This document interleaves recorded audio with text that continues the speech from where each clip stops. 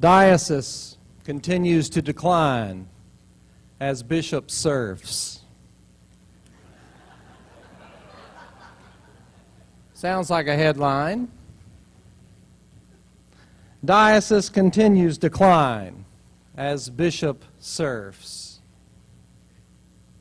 That was the sentiment of one person who responded to the brief survey developed by the Outside Church Walls group, which has been working this year to continue the mutual ministry review and the work of Russ Crabtree that we all worked on and heard about at this convention last year. You might remember that Russ, when he stood here, told us that we as a diocese were poised with great energy to take on new things, that this diocese was one of the best positioned, most singularly focused he has seen in his research. And you might remember his warning in all of that, that such a place, such an organization, such a people focused on a common mission could not expect to accomplish the next thing doing the things it had done before. In other words, as he said, what got you here will not get you there. Of course, we don't know where there is just yet. Anyone that claims they do should be viewed with at least a modicum of healthy suspicion. Over 1,000 people responded to those small index-sized cards which ask basically one question: do you attend church or not? And then ask you to give up to 6 words, either single words or a phrase that you think of when you hear the word church. Diocese continues decline as bishop serves. There were others. They were funny, creative, moving, sad. From the I do not go to church group, just a few. I would rather be atheist. Time better spent hiking on a nature trail. I need to sleep in. Songs, speeches, benches, wine, crackers, mini pencils. Remember those mini pencils? That's pretty creative. Creepy, frankincense, pedophilia, Jesus, brainwashing, architecture. Boring, guilt trip, outdated, too early in the morning. Welcoming, friendly people. We actually didn't fare that much better than the I go to church group. Here are a few of those. Always asking for more money. Mine is wonderful. Some are hurtful. Elitism, hypocrisy, hope, insular, changing, outside the building. One card had only 2 words: husband resists. Community, faith, hope, life, guidance, love. And the last one I will leave with you: people who imagine this survey is useful.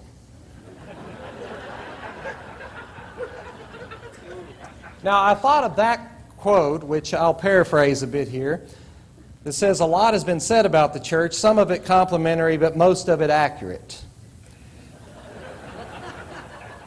It is better when we cop to the things we do, our persona as a church, taking the good with the bad and then speaking to it rather than running away. So when I saw this, I thought the same.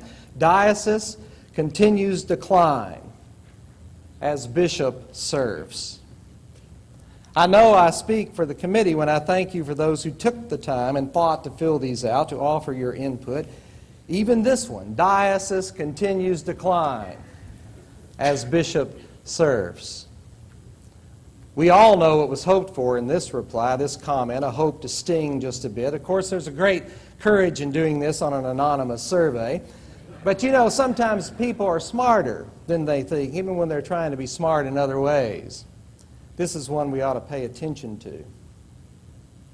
Now, I know some of you amazingly are dying to hear about my sabbatical.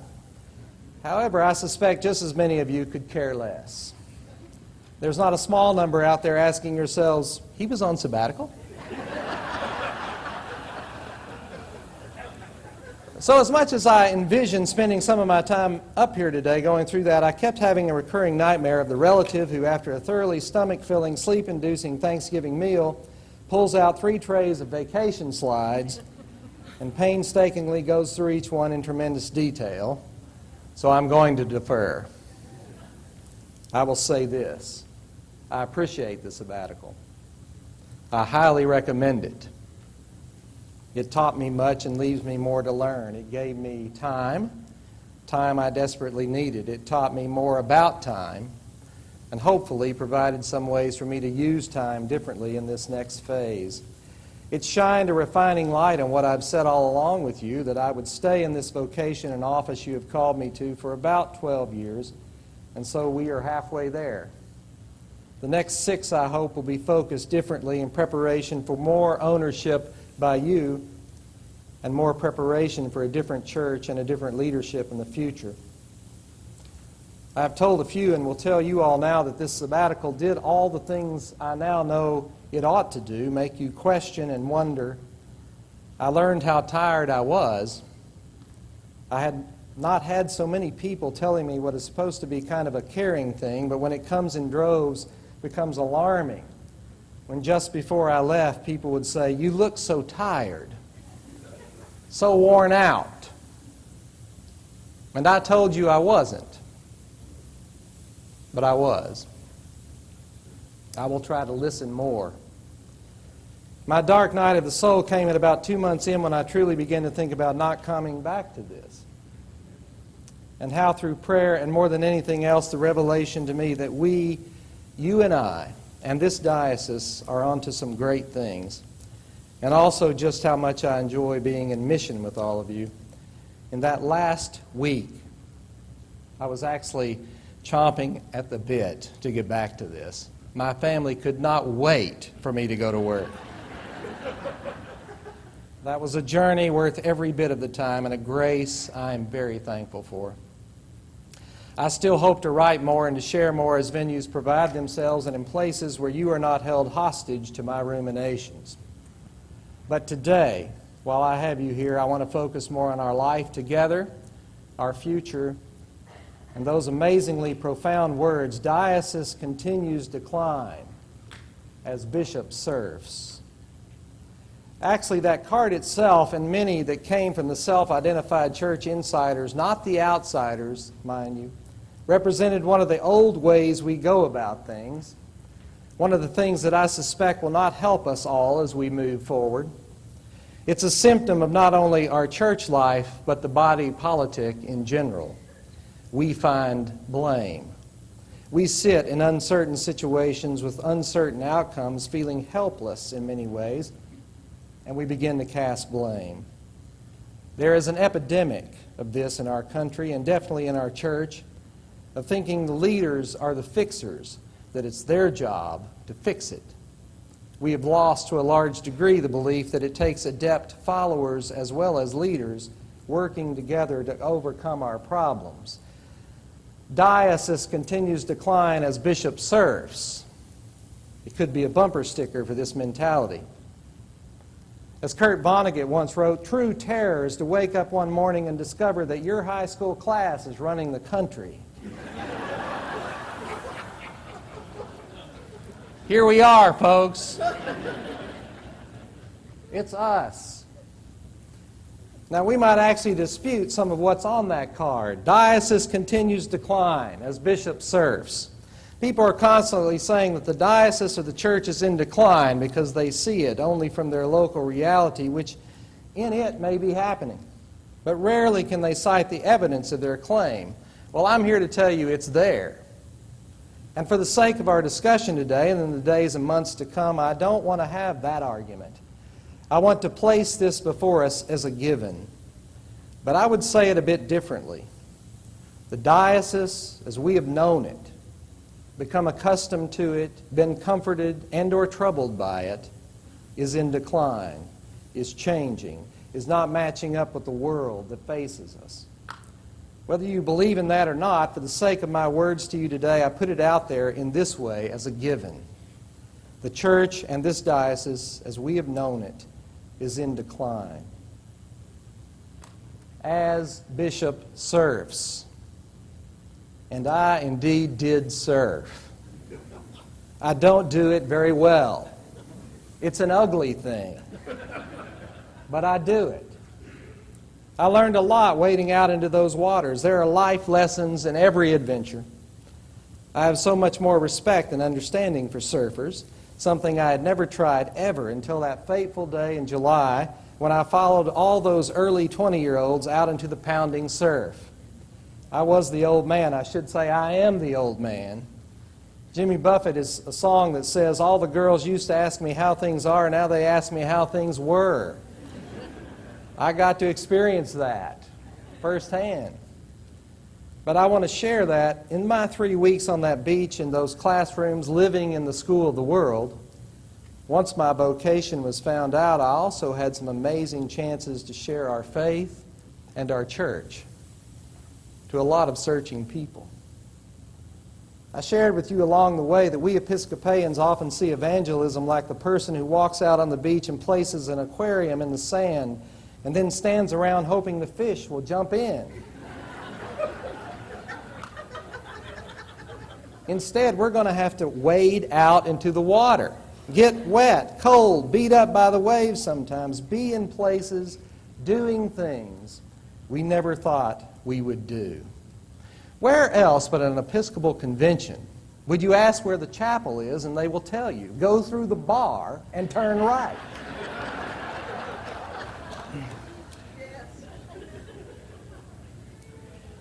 And as easy as it was to forget, like the person who filled out that card, surfing was really a byproduct of a deeper exploration into the Spanish language and the First Nations people. And I continue to learn about all of it. I can do it all a bit better, but not very well on Spanish. I, too, keep trying this. It's an ugly thing, too. But I do it, and I keep trying. As I answered Joe Beecher this week as to how was my Spanish coming, I said, poco a poco, pero estoy trabajando en ello. Slowly, but I'm working on it. It is amazing the doors that can open with just a few understood words by people from other worlds. And that's a metaphor that shall not be lost on us. We, the church, the community of Jesus Christ, are going to have to learn the new languages that are all around us. Some of those are of tongues, and some are not. And that won't be easy. We're going to have to go to school. We're going to have to invest time. We're going to have to do things differently.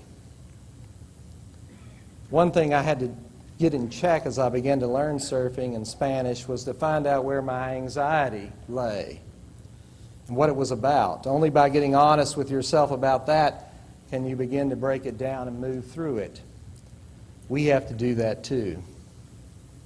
I'm amazed, quite frankly, at the anxiety that has been produced by the mere existence of a group called Outside Church Walls. So I don't want to pass over it. I want to talk about it. When it was first reported to me that there was anxiety, anger, frustration, even fear about this group, my first reaction was, good. We need more of that. But I don't want to leave it there. After our work with Russ Crabtree and all we learned from that effort, it was my hope to probe not so much inside as we did in that, but instead to look outside to the community that does not consider itself part of the church and may not even want to be. The charge then was to bring a group of people together who could dream about what the church, if it focused more on those outside and not nearly as much on insiders, might look like. In my first meeting with them, I did in fact say everything is on the table, even the bishop. Is he the right one? Do we need one? Their charge is to provoke a conversation, to get us all involved in what they have just begun, even with a year of work. And quite frankly, I witnessed them struggling for a long while with the very notion and focus, which in and of itself is a sign of an issue for us, that we don't know that language. Those are waters we're just not familiar with. Certainly, we don't know yet how to bridge the worlds. And then with that idea, you have to acknowledge there are different worlds that need to be bridged. Their job was to help all of us begin to really talk, create, imagine that bridge and what it is going to take to build it. And at this convention, some of that will begin with all of you. And when we begin to talk this way, well, the anxiety rises. It's like that car. Diocese continues to decline as bishop serves. It's packed. with blame and fear. And that is how we hear it when we hear it. The church is in decline. We have to change. We're not keeping up. Maybe everything I've given my life to has been wrong. Well, I want to say to you, no. That is not right. I don't believe that for a second. We have done what we were called to do, but the world has changed, and we'll have to change with it. So I want to present a metaphor that the outside church walls is going to spend more time with you on to maybe make this point. It's similar to the difference between weather and climate. Weather is the situation that presently exists in a local area. It is the storm that has blown in over Aberdeen and Kent, the sunbreak in the San Juans, the hailstorm in Bremerton, the snow in Snoqualmie, and as we all know, that could all happen at the same time in the same hour. And then there's climate, which is now broader circumstances exist or are changing over time. Climate is the slow, almost imperceptible changes that sometimes just don't seem very apparent in the local, and that's okay. We have to deal with the hailstorm in Bremerton while also being aware of the climate. A diocese can be about the climate. To do that well, we, all of us, need to be good at and know both. It's the difference in dancing on the floor and being on the balcony to see the whole thing. Outside church walls was an attempt to take a much closer look at the climate so that we might all better read the weather in our local context. It is not a policy-making body. It is a dreaming body, charged with not allowing us, me definitely included, to fall asleep at the switch or to let this go. So as much as the anxiety is actually good and that it helps us pay attention to some of this, I would also implore you to try to relax. This is not a closed or secret group. You're not going to wake up one day and see everything change because this group decided on it. They really vote on nothing. They dream. Your governing bodies are still in charge. The Constitution and canons still pertain. Let's relax. Let's not assume the worst. Like so much of our discourse in this country now, let's act like the community we say we are. Let's not eat our young or shoot the messenger in the process. If we can master that, we will have the greatest advantage we can have, because as Dinah Butler Bass said it of the Diocese of Olympia and of you, the people here, when she worked with outside church walls and our governing bodies, she said, if this diocese and these people cannot figure this out, it cannot be done.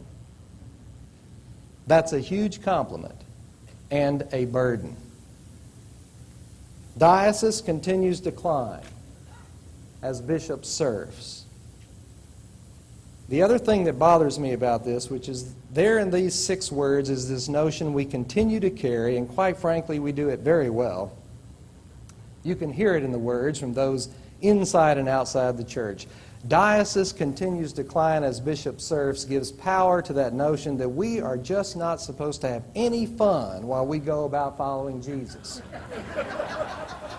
Clergy and bishops should dig out their hair shirts, sit in the rain without an umbrella, and contemplate how they individually are to blame for the lack of world peace. Lay people should not smile. They should not be seen in untoward places. Being Christian means being dull. While you are allowed the occasional enjoyment, the majority of your life to be truly religious is to be dour. To be valid, the walk with Jesus must be seen by all that witness it as a forced march. Let's get over that.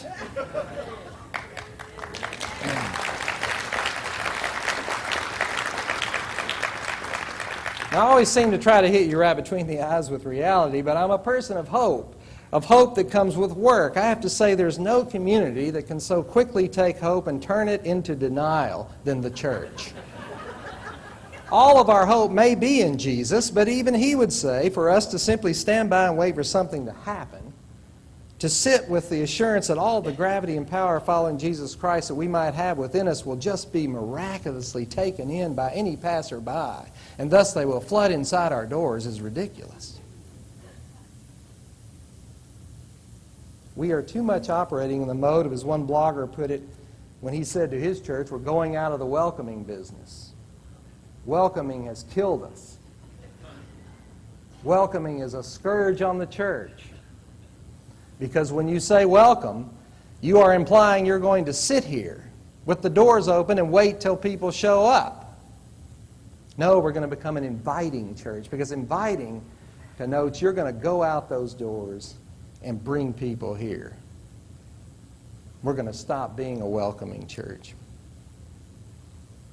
It's a bit like my current bank, which will remain unnamed, but for which I have a struggle right now. It has amazing people who are so nice on the phone, in person. They're just very, very nice people.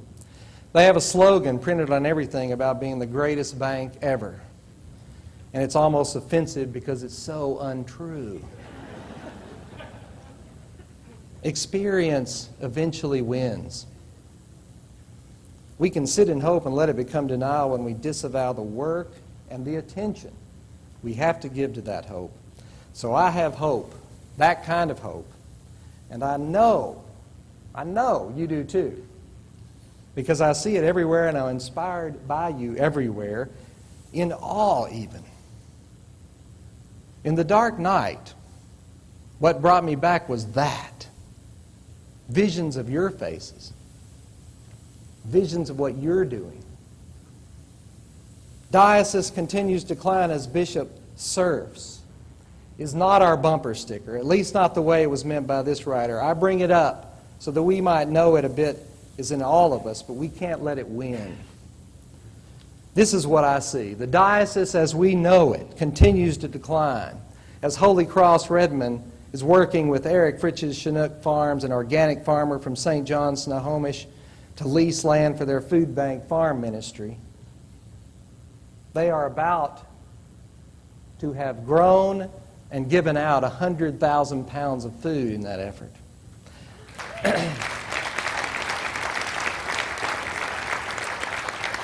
The diocese, as we know it, continues to decline as All Saints Vancouver continues a joint venture with the city so that a soccer field ministry could spring up on their land.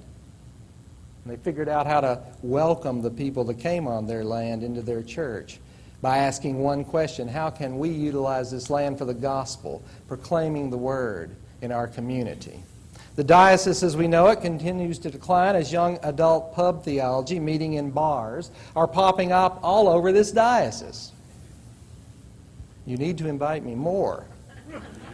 In Vancouver, Mount Vernon, Ballard, Seattle, young people engaged in discussions on sin, forgiveness, sacraments, religion. St. Andrews, Seattle, taking on a new mission in George in Lake City. The diocese, as we know it, continues to decline as Daphne Burkhalter, Mark Blindheim, Fred Milkey, and Alan Affleck take prayer services at the King County Jail.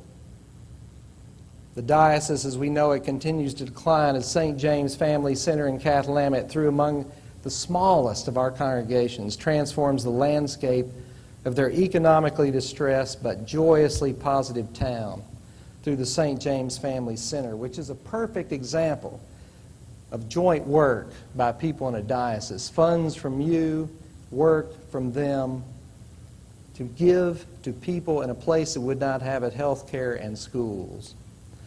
The diocese, as we know it, continues to decline as our College for Congregational Development thrives, teaching so many how to grow. We have now just completed the 5th year of the College for Congregational Development. And in those 5 years, teams from 51 congregations in the Diocese of Olympia have participated. And teams from 8 dioceses outside Olympia have participated.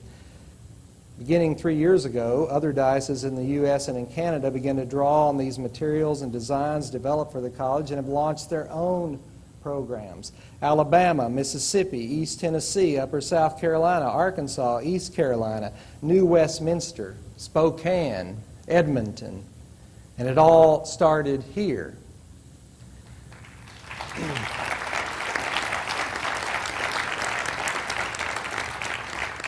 The diocese, as we know it, continues to decline as local congregations grow, most of which participated in that college. Good Samaritan Sammamish up 40% in the last 3 years. St. Paul Seattle up 28% in the last 3 years. All Saints Vancouver, St. Margaret's Bellevue, St. James Kent, Christ Church Blaine, St. George Maple Valley, Epiphany Seattle, and I could go on. There are good weather reports locally. The diocese, as we know it, continues to decline as the Assessment Review Task Force, put in place 2 years ago, which so carefully and methodically looked into this issue, made a bold report to our diocesan council just before I left on sabbatical. And the task force took up 2 main issues, and the report comes in 2 parts to address them. The first one, the assessment process. The council has addressed this, and a resolution is going to be presented to this convention. It's a bold new way to make assessments real time, and I don't think anyone else is trying it. In fact, a lot of dioceses think we're nuts, which means we're probably doing something right. Part 2 addresses the assessment level. And what was so moving about this was that I was convinced it was a group that was going to come back and tell us we need to cut it. But they came back and said, no, we don't think you need to cut it. We think you need to tie it to a focused missional strategy where its uses are justified by those strategies. And let's use it to share the good news of Jesus Christ and to transform this part of the vineyard we live in. That's what they came up with. The diocese, as we know it, continues to decline as so many gospel-centered ministries build that bridge to a world that has not given up on Jesus, but one that is very suspicious of the church. In short, the weather report in many places is quite good, but the climate is changing, and it will affect the weather in your local area in the days and years to come. This work we do together is to know as much about that as we can. The diocese, as we know it, maybe it's not all that bad that that's changing, that it's going to be different. That may change. But God is always, and God will not abandon us, ever. Such change comes with growing pains, comes with a shift from what we have always known to something that we have to learn. And we have a choice here and now. We can retreat into what we have and hope, nothing more, just hope that something will happen. Or we can engage in new places, relearn the depth and wisdom that is the richness of our faith and our tradition, and build the bridge that will share that with a new world in a new climate.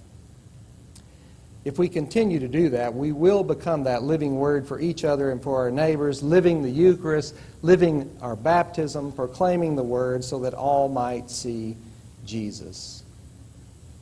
The diocese continues decline as bishop serves.